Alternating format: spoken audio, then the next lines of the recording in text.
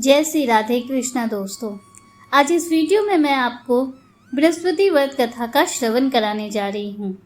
ऐसा कहा जाता है कि अगर आप इस दिन व्रत ना भी करें तो भी आपको गुरु बृहस्पति देव की कथा अवश्य सुननी चाहिए। इससे बृहस्पति भगवान प्रसन्न होते हैं और आपकी सभी मनोकामनाओं को पूर्ण करते हैं। देव गुरु बृहस्पति को बुद्धि और शिक्षा का कारक माना जाता है। गुरुवार को बृहस्पति देव की पूजा करने से धन, विद्या, मान सम्मान, प्रतिष्ठा और कई अन्य मनोवांछित फलों की प्राप्ति होती है। धार्मिक ग्रंथों के अनुसार गुरुवार को भगवान बृहस्पति की पूजा का विधान है। गुरुवार के दिन व्रत और कथा सुनने से घर परिवार में सुख समृद्धि बनी रहती है। आइए अब गुरुवार व्रत कथा का शुभारंभ करते हैं। प्राचीन काल की बात है, किसी राज में एक बड़ा प्रतापी और दानी राजा राज करता था। वह हर गुरुवार को व्रत रखकर दीन दुखियों की मदद करके पुण्य प्राप्त करता था, परंतु ये सब बातें उसकी रानी को अच्छी नहीं लगती थी। वह ना तो व्रत करती और ना ही किसी को एक पैसे का दान देती तथा राजा से भी ऐसा करने को मना किया करती थी। एक समय की बात है, राजा शिकार खेलने वन में गए हुए थे। घर पर रानी और दासी थी। उस समय गुरु बृहस्पति देव साधु का रूप धारण कर राजा के दरवाजे पर आए और भिक्षा मांगी। साधु ने रानी से भिक्षा मांगी तो वो कहने लगी, हे साधु महाराज, मैं तो इस दान और पुण्य से तंग आ गई हूँ। आप कोई ऐसा उपाय बताइए जिससे यह सारा धन नष्ट हो जाए तथा मैं आराम से रह सकूं। साधु बोले, देवी तुम तो बड़ी विचित्र हो। संतान और धन से भी कोई दुखी होता है।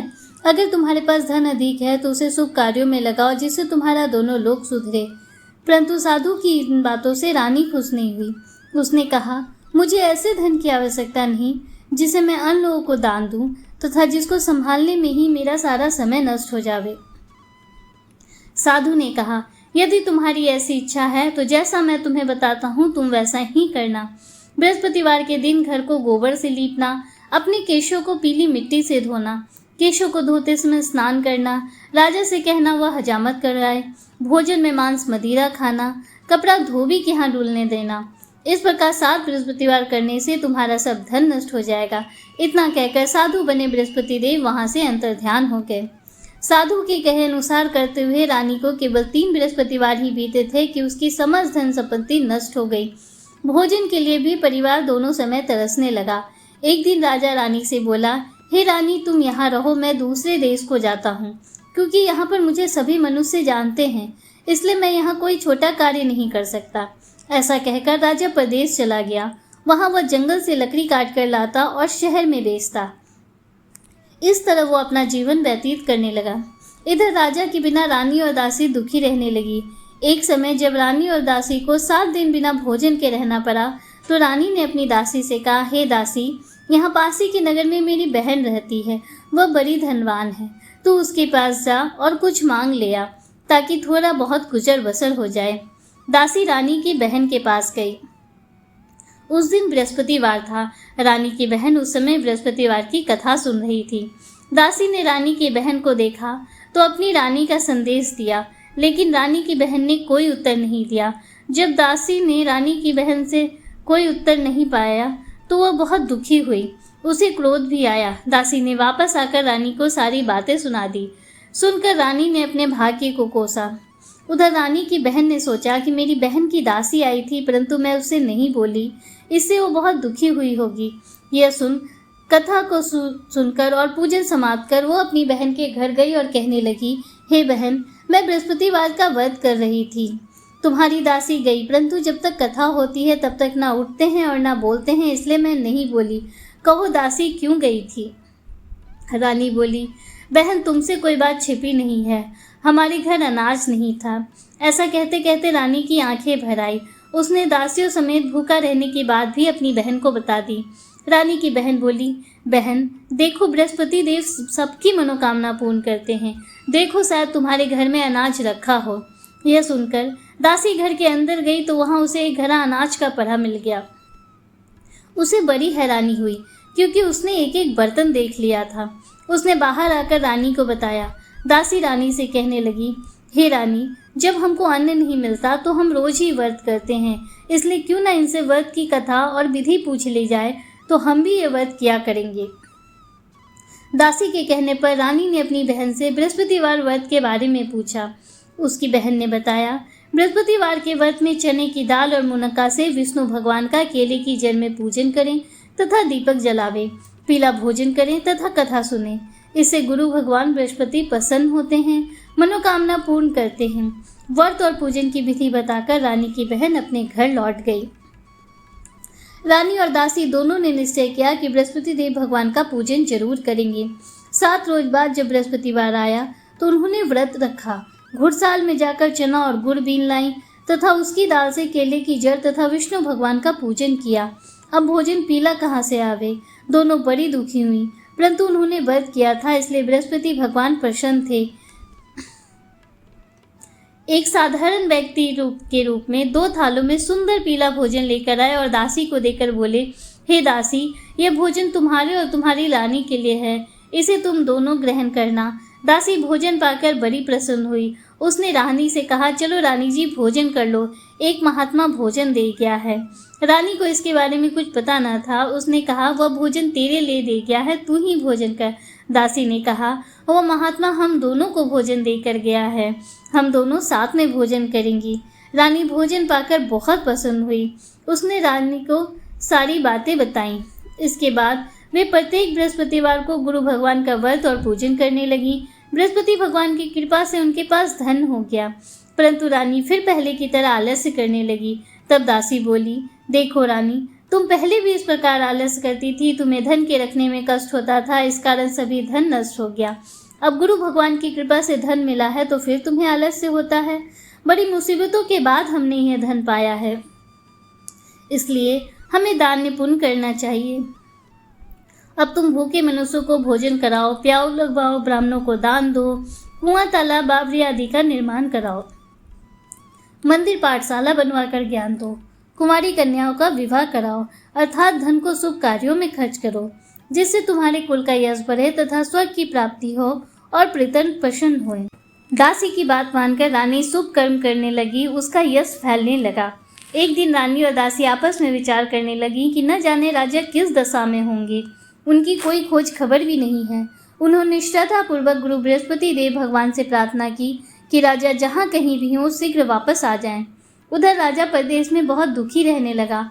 वह प्रतिदिन जंगल में से लकड़ी बीन कर लाता और उसे शहर में बेचकर अपने दुखी जीवन को बड़ी कठिनता से व्यतीत करता। एक दिन दुखी हो अपनी पुरानी बातों को याद करके वो रोने लगा। उसी समय राजा के पास गुरु बृहस्पति देव साधु के वेश में आकर बोले, हे लकड़हारे, तुम इस सुनसान जंगल में किस चिंता में बैठे हो, मुझे बतलाओ। यह सुन राजा के नेत्रों में जल भर आया। साधु की वंदना कर राजा ने अपनी संपूर्ण कहानी सुना दी। महात्मा दयालु होते हैं।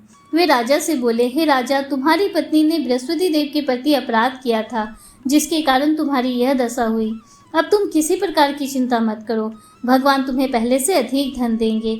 देखो, तुम्हारी पत्नी ने बृहस्पतिवार का व्रत आरंभ कर दिया है। अब तुम भी बृहस्पतिवार का व्रत करके चने की दाल व गुड़ जल की लोटी में डालकर केले का पूजन करो। फिर कथा कहो या सुनो, भगवान तुम्हारी सब कामनाओं को पूर्ण करेंगे। साधु की बात सुनकर राजा बोला, हे प्रभु, मुझे लकड़ी बेचकर इतना पैसा नहीं बचता जिसे भोजन करने के उपरांत कुछ बचा सकूं।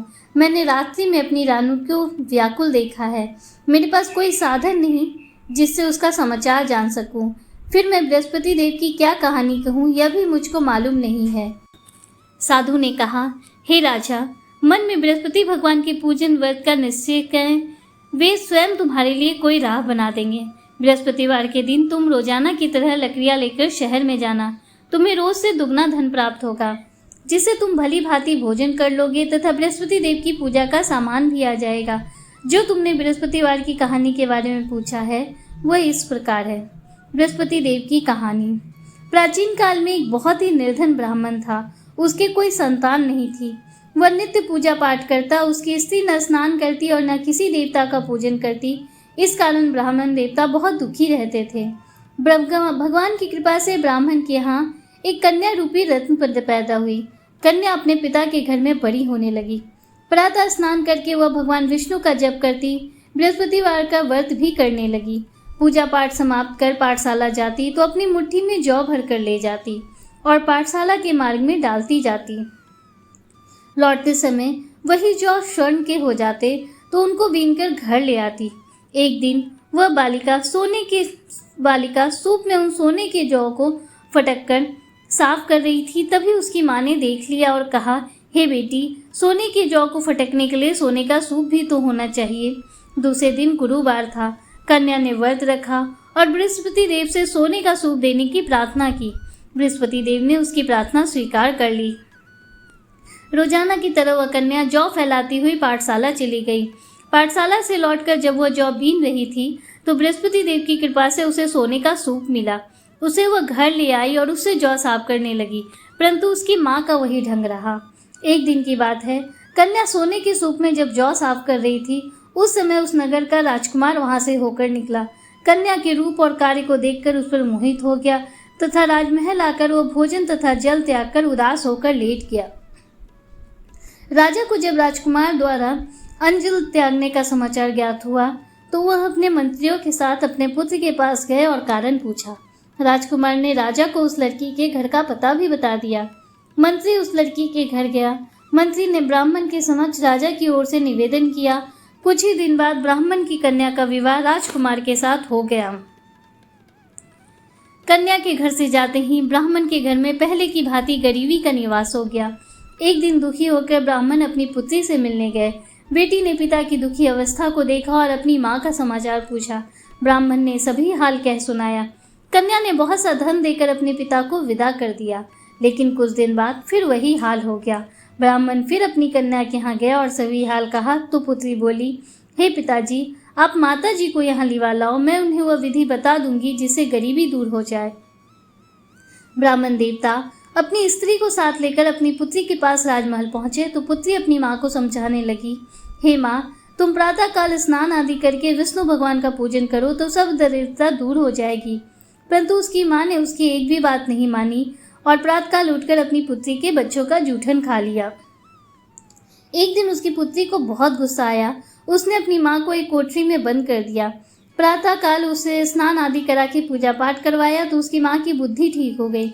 इसके बाद वह नियम से पूजा पाठ करने और प्रत्येक बृहस्पतिवार को व्रत रखने लगी। इस व्रत के प्रभाव से मृत्यु के बाद वह स्वर्ग को गई। वह ब्राह्मण भी सुखपूर्वक इस लोक का सुख भोग कर स्वर्ग को प्राप्त हुआ। इस तरह कहानी कहकर साधु देवता वहां से अंतर्ध्यान हो गए। धीरे धीरे समय व्यतीत होने पर फिर बृहस्पतिवार का दिन आया। राजा जंगल से लकड़ी काटकर शहर में बेचने गया। उसे उस दिन और दिनों से अधिक पैसा मिला। राजा ने चना गुड़ आदि लाकर बृहस्पतिवार का व्रत किया। उस दिन से उसके सभी क्लेश दूर हुए, परंतु जब अगले गुरुवार का दिन आया तो वह बृहस्पतिवार का व्रत करना भूल गया। इस कारण बृहस्पति भगवान नाराज हो गए। उस दिन उस नगर के राजा ने विशाल यज्ञ का आयोजन किया था। अपने समस्त राज में घोषणा करवा दी कि सभी मेरे यहाँ भोजन करने आए, किसी के घर चूल्हा न जले। इस आज्ञा को जो न मानेगा उसको फांसी दे दी जाएगी।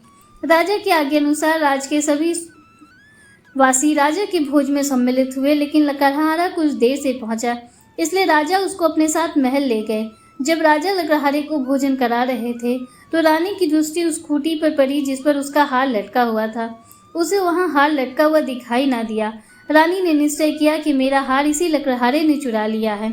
उसी समय सैनिक बुलवाकर उसको जेल में डलवा दिया। लकड़हारा जब जेल में पड़ा तो विचार करने लगा कि न जाने कौन से पूर्व जन्म के कर्म से मुझे ये दुख प्राप्त हुआ, और उसी साधु को याद करने लगा जो जंगल में मिला था। तत्काल बृहस्पति देव साधु के रूप में प्रकट हो गए और कहने लगे, अरे मूर्ख, तूने बृहस्पति देवता की कथा नहीं की, इस कारण तुझे दुख प्राप्त हुआ है। अब चिंता मत कर, बृहस्पतिवार के दिन जेल खाने के दरवाजे पर तुझे 4 पैसे पड़े मिलेंगे। उनसे तू बृहस्पतिवार की पूजा करना, तेरे सभी कष्ट दूर हो जाएंगे। अगले बृहस्पतिवार राजा को जेल के दरवाजे पर 4 पैसे मिले। राजा ने पूजा का सामान मंगवाकर कथा कही और प्रसाद बांटा। उसी रात्रि में बृहस्पति देव ने उस नगर के राजा को स्वप्न में कहा, हे राजा, तूने जिसे जेल में बंद किया है वह निर्दोष है, वह राजा है, उसे छोड़ दे। राजा प्रातःकाल उठा और खूंटी पर हार टंगा देकर लकड़हारे को बुलाकर क्षमा मांगी तथा राजा के योग सुंदर वस्त्र आभूषण भेंट देकर उसे विदा किया। गुरुदेव की आज्ञा अनुसार राजा अपने नगर को चल दिया। राजा जब नगर के निकट पहुंचा तो उसे बड़ा ही आश्चर्य हुआ। नगर में पहले से अधिक बाग, तालाब और कुएं तथा बहुत से धर्मशालाएं, मंदिर आदि बने हुए थे। राजा ने पूछा कि ये किसका बाग और धर्मशाला है। तब नगर के सब लोग कहने लगे कि ये सब रानी और दासी के हैं। राजा को आश्चर्य हुआ और गुस्सा भी आया कि उसकी अनुपस्थिति में रानी के पास धन कहाँ से आया होगा।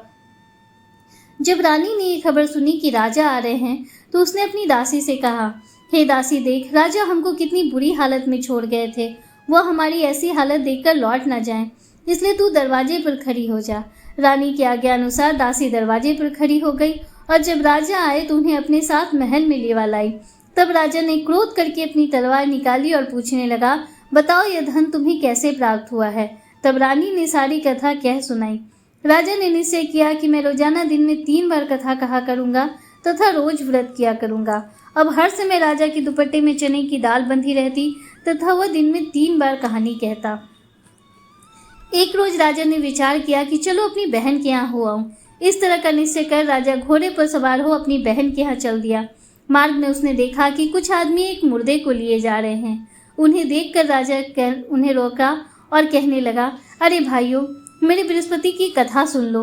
वे बोले, लो हमारा तो आदमी मर गया है, इसको अपनी कथा की पड़ी है। परंतु कुछ आदमी बोले, अच्छा कहो, हम तुम्हारी कथा भी सुनेंगे। राजा ने दाल निकाली और कथा कहानी शुरू कर दी। जब कथा आधी हुई तो मुर्दा हिलने लगा और जब कथा समाप्त हुई तो राम राम करके वो मनुष्य खड़ा हो गया। राजा आगे बढ़ा। उसे चलते चलते शाम हो गई। आगे मार्ग में उसे एक किसान खेत में हल चलाता मिला। राजा ने उसे कथा सुनने का आग्रह किया। किसान बोला, जब तक मैं तेरी कथा सुनूंगा तब तक 4 हरैया जोत लूंगा। जा तू अपनी कथा किसी और को सुनाना। राजा आगे चल पड़ा। राजा के हटते ही बैल पछाड़ खाकर गिर गए तथा किसान के पेट में बहुत जोर से दर्द होने लगा। उसी समय उसकी माँ रोटी लेकर आई। उसने जब बेटे को देखा तो पुत्र से सब हाल पूछा। बेटे ने सभी हाल बता दिया। बुढ़िया दौड़ी दौड़ी उस घुड़सवार के पास गई और उससे बोली, मैं तेरी कथा सुनूंगी, तू अपनी कथा मेरे खेत पर ही चलकर कहना। राजा ने लौटकर बुढ़िया के खेत पर जाकर कथा कही, जिसके सुनते ही बैल खड़े हो गए तथा किसान के पेट का दर्द भी बंद हो गया। राजा अपनी बहन के घर पहुंच गया। बहन ने भाई की खूब मेहमानी की। दूसरे रोज राजा प्रातःकाल जगा तो ये देखने लगा कि नगर के सब लोग भोजन कर रहे हैं। राजा ने अपनी बहन से कहा, क्या कोई ऐसा मनुष्य है जिसने भोजन न किया हो, जो मेरी बृहस्पतिवार की कथा सुन ले। बहन बोली, भैया यह देश ही ऐसा है, पहले यहाँ के लोग भोजन करते हैं, बाद में कोई अन्य कार्य करते हैं। फिर भी कोई पड़ोस में हो तो मैं देख आऊं।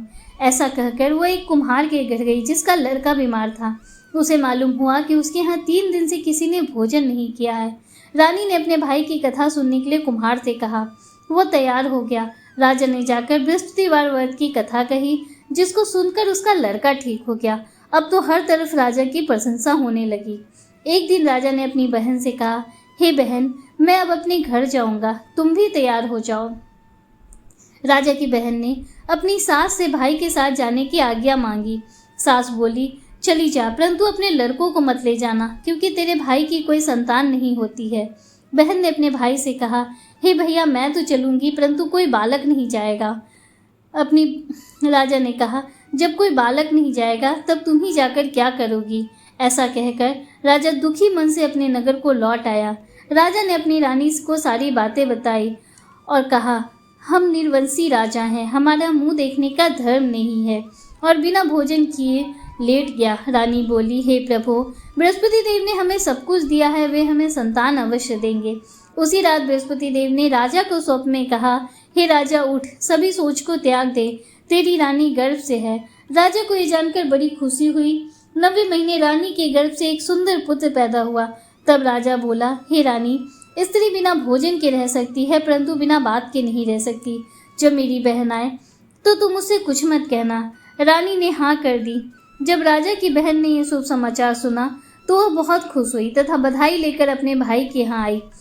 रानी ने कहा, घोड़ा चढ़कर तो आई नहीं, गधा चढ़ी आई। बहन बोली, भाई, मैं इस प्रकार ना कहती तो तुम्हारे औलाद कैसे होती। बृहस्पति देव ऐसे ही हैं, जैसे जिनकी मन में कामनाएं हैं सभी कामनाओं को पूर्ण करते हैं।